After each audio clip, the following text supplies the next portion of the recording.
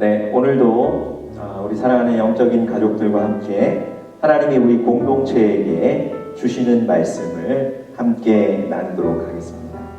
오늘 우리 같이 살펴볼 말씀은요, 두 부분인데요. 먼저 사무엘하 구약성경 사무엘하 19장 5절부터 8절에 있는 말씀, 사무엘하 19장 5절부터 8절에 있는 말씀이고요. 이따가 중간에 또 다시 한 번 더 찾아볼 텐데요. 사무엘상 30장 1절부터 10절에 있는 말씀입니다. 사무엘상 30장 1절부터 10절에 있는 말씀, 오늘 이 두 부분의 구절들을 가지고 영적인 무기, 이런 제목으로 함께 말씀 나누도록 하겠습니다. 가끔 제가 이런 질문을 받을 때가 있습니다. 성경에 나오는 인물들 중에 어떤 인물들을 가장 좋아합니까? 어떤 인물을 가장 존경합니까? 여러분, 제가 어렸을 때 이런 질문 받았을 때는요, 생각도 하지 않고 모세, 그렇게 대답했어요. 여러분, 왜 그랬을까요? 남덕모, 모세, 같은 모자 돌림 아닙니까? 여러분, 제가 어렸을 때 모세에 대해서 연구를 했겠습니까? 모세에 대해서 제가 자세히 알았겠습니까? 그런 것 없이 성경에 가장 좋아하는 인물 물으면 그저 모세라고 대답을 했습니다. 제가 나중에 이제 성장하고 난 뒤에는요, 이런 동일한 질문을 받으면 그때 주저하지 않고 이제는 다윗이라고 제가 대답합니다. 여러분, 다윗은요, 하나님 앞에 겸손하고 담대했던 인물입니다. 특별히 시편 중에 다윗이 쓴 시편들을 한 장 한 장 읽고 묵상하면서 그 다윗의 솔직함, 또 다윗의 아주 깊은 영성들 때문에 정말 다윗을 닮고 싶다, 다윗에 대한 어떤 존경하는 마음이 많이 생겼습니다. 그래서 다윗을 가장 좋아합니다, 이렇게 대답하게 됐던 거예요. 아마 여러분들과 제 마음속에 다윗하면 정말 용맹함, 담대함, 하나님 앞에 겸손함, 깊은 영성, 이런 것들이 먼저 떠오르지 않을까요? 오늘 우리가 사무엘하 19장 5절부터 8절에 있는 말씀을 먼저 좀 볼 텐데요. 이 본문에 있는 다윗의 모습을 보면 우리가 생각했던 그 다윗의 모습과는 좀 다른 모습들이 나와 있습니다. 오늘 본문의 내용은 이런 겁니다. 다윗의 아들 압살롬이 그 왕의 자리를 차지하기 위해서 반역을 일으켰고요. 그래서 그 일으킨 반역 때문에 다윗 왕이 급하게 왕궁을 피해서 도망가게 됩니다. 이 압살롬이 군대를 데리고 이 다윗 왕과 그 일행을 쫓아왔는데요. 결국은 이 두 집단이 전투를 벌이게 되고요. 그 전투에서 그 압살롬이 죽게 됩니다.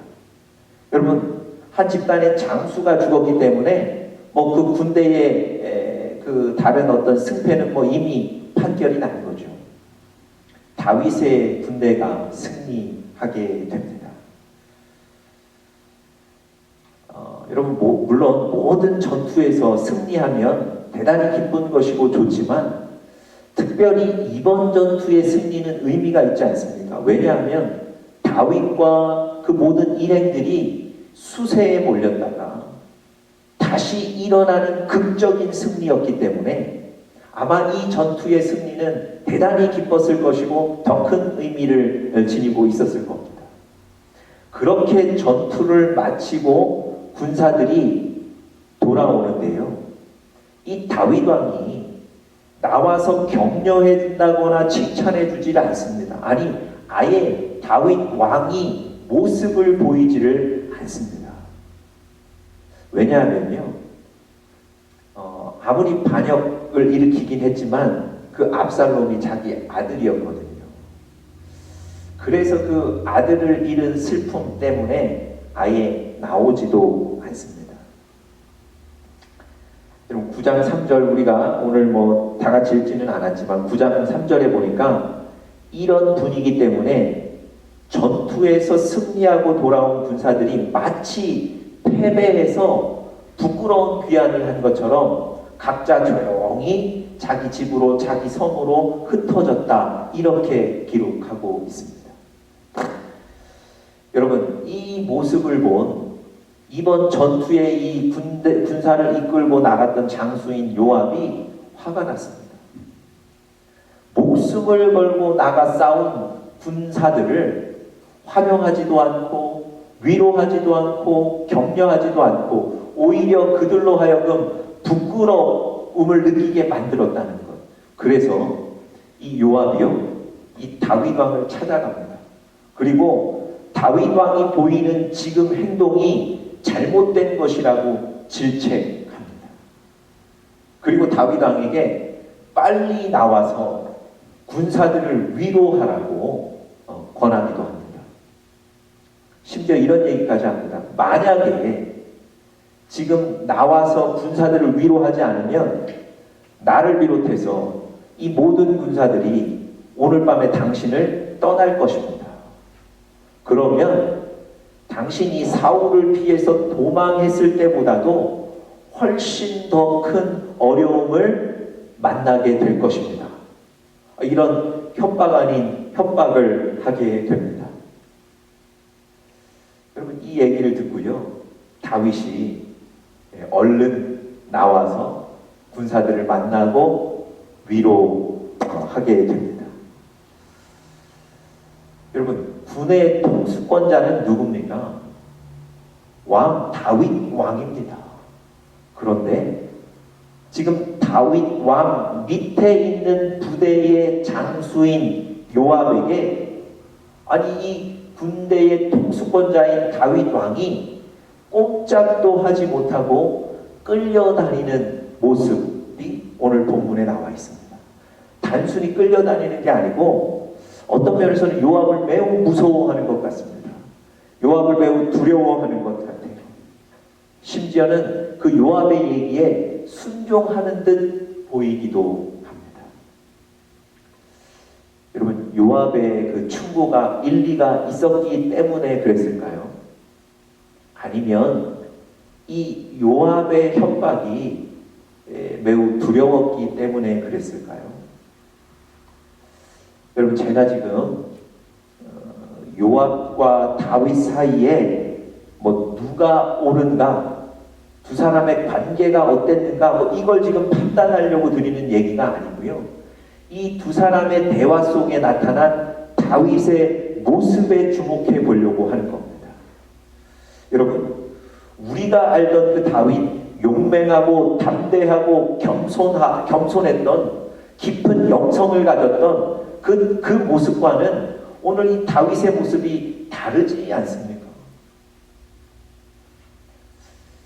여러분, 이런 요압과의 이런 관계와 상황 속에서 주저하고 두려워하고 불안해하고 영적인 판단을 내리지 못하고 이런 모습들은 분명히 우리가 알던 그 다윗의 모습이 아닙니다.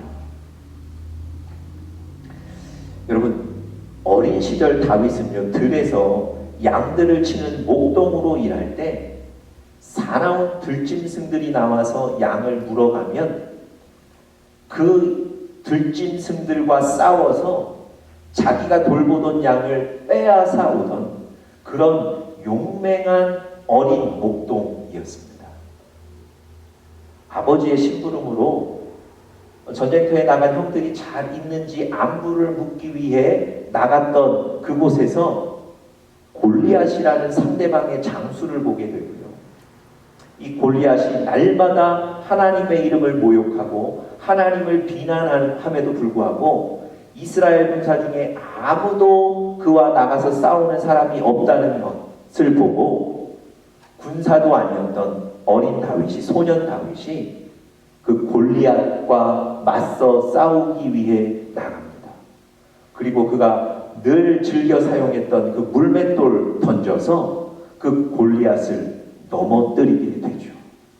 여러분, 다윗은 그랬던 사람입니다. 하나님 앞에서는 담대함을 얻었던 사람입니다. 하나님으로 인해서 믿음으로 나가 싸웠던 사람입니다. 어디에 가든지 주저하지 않고 하나님의 이름으로 승리했던 사람이 다윗입니다.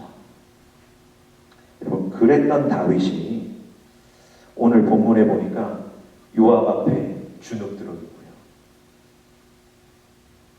마치 그의 인생이 요압의 손에 있는 것처럼 요압의 눈치를 보고요. 그를 의식하고 있습니다. 이게 제 개인적인 상상이 너무 지나친 것인지는 모르겠지만 요압 앞에 마치 너무 좀 비굴하게 살고 있는 듯 보입니다.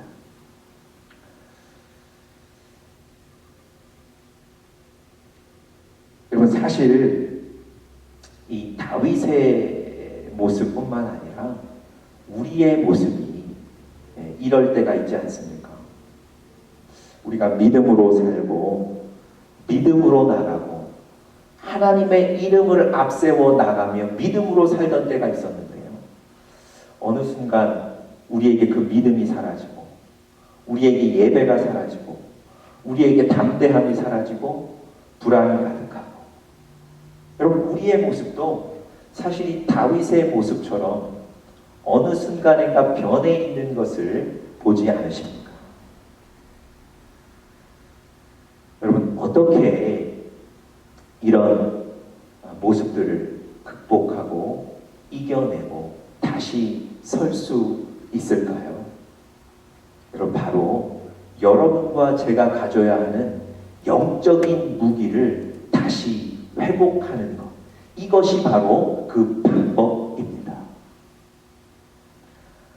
오늘 제가 설교하면서 본문을 두 가지 말씀드렸는데요. 우리 또 다른 본문 사무엘상 30장 1절부터 10절에 있는 말씀에서 다윗이 가졌던 그 영적인 무기, 다윗이 전에 가지고 있었던 그 영적인 무기들에 대해서 좀 살펴보려고 합니다. 사무엘상 30장 1절부터 10절에 있는 말씀입니다. 여러분, 이 사무엘상 30장 1절부터 10절에 있는 본문의 내용은요, 이런 겁니다. 다윗이 그 사울을 피해서 자신을 따르는 군사들과 함께 블레셋에 들어가서 피해서 살 때가 있었습니다. 어느 날 이 군사들과 함께 다른 전투에 참여하기 위해서 자기들 가족들이 함께 살던 그 시글락이라는 동네를 며칠간 떠나 있었습니다. 그런데 그 며칠간 비온 사이에 아말렉 사람들과 아말렉 군사들이 이 시글락 땅에 들어와서 다윗을 비롯해서 또 다윗의 신하들과 군사들의 부인들과 아이들을 다 납치해가 버렸습니다. 그리고 그 시글락 땅에 있는 집들을 다 불태워 버렸습니다. 여러분, 다윗과 군사들이 돌아왔더니 가족들은 다 붙잡혀가고 없고요, 집들은 다 불타버렸습니다. 여러분, 누구인들 이 상황에서 흥분하지 않을 수 있겠습니까? 다윗도 자신의 두 부인을 지금 잃은 상태거든요. 여러분, 군사들이 그 분노가 점점 커지면서 급기야 이런 사태의 그 화살을 다윗에게 돌립니다.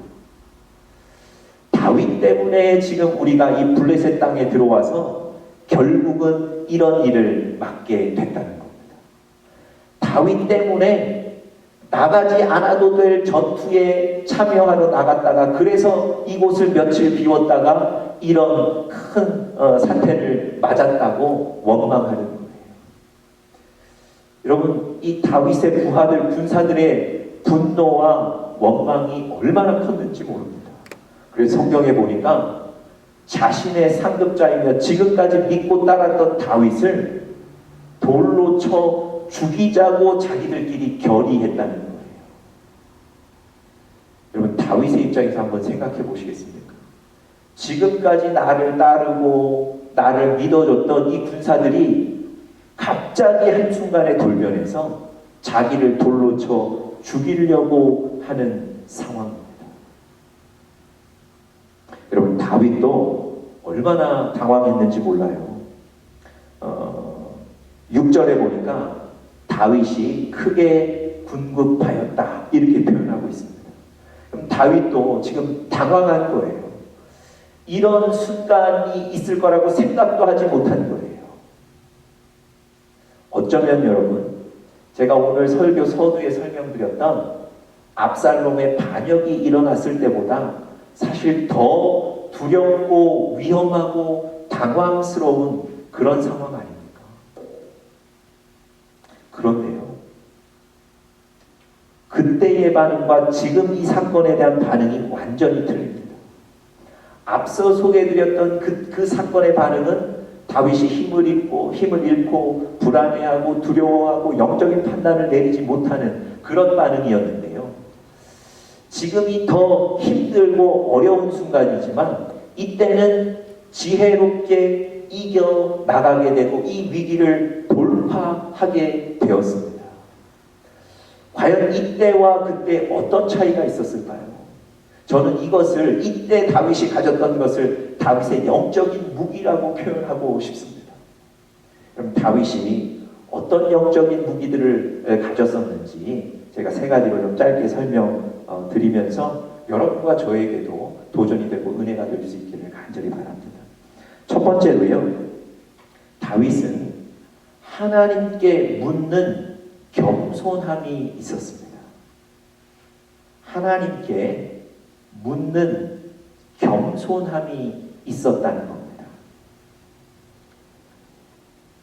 자신의 부하들이 지금 극도로 흥분해서 상관인 다윗을 자신을 돌로 쳐 죽이겠다고 하는 이 위급하고 다급한 상황 속에 다윗이 어떤 반응을 보였는지를 한번 보십시오. 8절 이렇게 되어 있습니다. 다윗이 여호와께 묻자와 이르되 내가 이 군대를 추격하면 따라잡겠나이까. 여러분, 이 위급하고 다급한 상황 속에 자기도 흥분되는 이 상황 속에 다윗은 하나님께 묻고 있습니다. 하나님, 내가 어떻게 해야 되겠습니까? 지금 이 군사들이 이렇게 흥분하고 무엇보다 중요한 건 우리 가족들을 지금 잃어버렸는데 어떻게 회복할 수 있을까요? 하나님, 내가 지금 어떻게 해야 됩니까? 여러분, 다윗은 이 상황 속에서도 하나님께 묻는 겸손함을 가졌다는 거예요. 이것이 바로 다윗이 가진 무기였습니다. 여러분, 영적으로 겸손한 사람은 하나님께 묻습니다. 왜 그럴까요?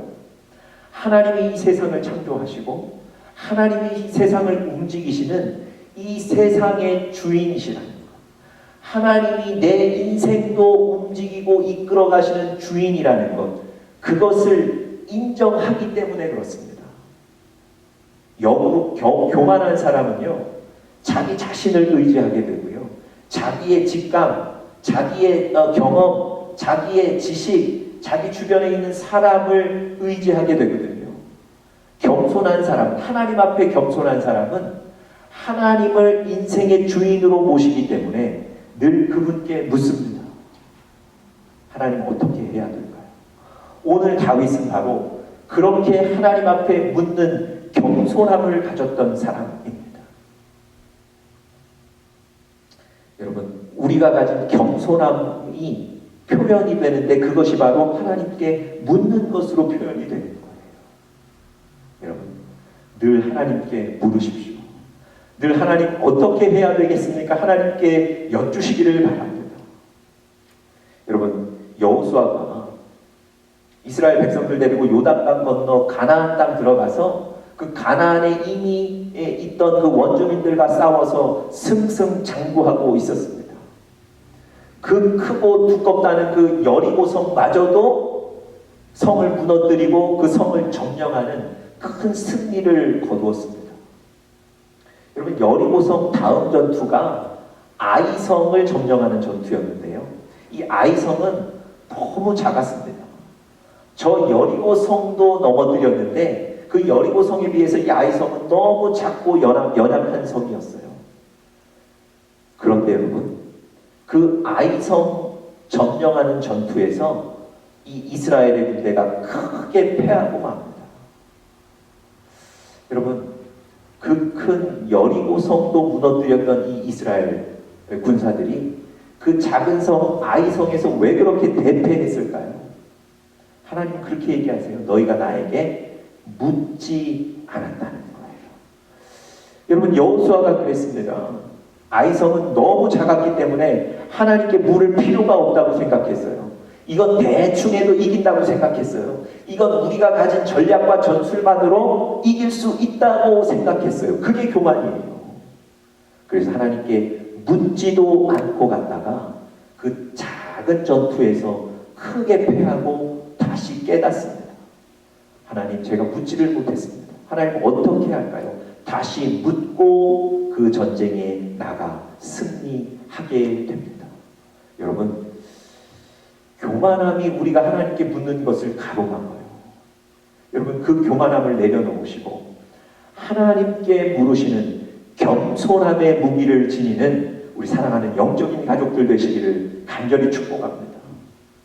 혹시 하나님께 묻는 것이 귀찮기도 하고 시간이 너무 많이 걸려서 이 중요한 무기를 그냥 내려두고 계시는 분들 계십니까? 여러분, 오늘부터 그 무기를 다시 잡으십시오. 큰 우리의 영적인 무기입니다. 두 번째로요, 이 다윗이 가졌던 두 번째 영적인 무기는 하나님의 음성을 듣는 민감함이었습니다. 첫 번째 다윗의 무기는 하나님께 묻는 겸손함이었고요. 두 번째는 하나님의 음성을 듣는 민감함. 이것이 바로 무기였습니다. 여러분, 다윗이 하나님께 그 군급한 상황 속에서, 다급한 상황 속에서 물었지요. 내가 어떻게 해야 됩니까? 여러분, 어떻게 해야 되냐고 물은 뒤에는 어떻게 하시고 그 다음 단계는 뭐겠습니까? 들으셔야죠. 하나님이 대답하실 텐데 그 대답을 들으셔야죠. 여러분, 오늘 사무엘상 30장 8절 이어서 제가 한번 읽어보겠습니다. 다윗이 여호와께 묻자와 이르되 내가 이 군대를 추격하면 따라잡겠나이까 하니 물은 거죠. 그 다음 이렇게 기록되어 있습니다. 여호와께서 그에게 대답하시되 그를 쫓아가라. 네가 반드시 따라잡고 도로 찾으리라. 여러분, 다윗이 하나님께 묻고 난 뒤에 물었으니까 됐다 그러고 자기 생각하는 게 아니고요. 하나님께 묻고 나서는 하나님의 대답을 듣는 영적인 민감함이 있었던 거예요. 그래서 하나님이 여기서 고민하지 말고 네가 그 아말렉을 쫓아가면 그들을 반드시 찾게 될 것이고 그들 가운데서 모든 가족들을 다시 찾아오게 될 것이다. 이것이 해결 방법이다. 하나님의 음성을 듣는 거예요.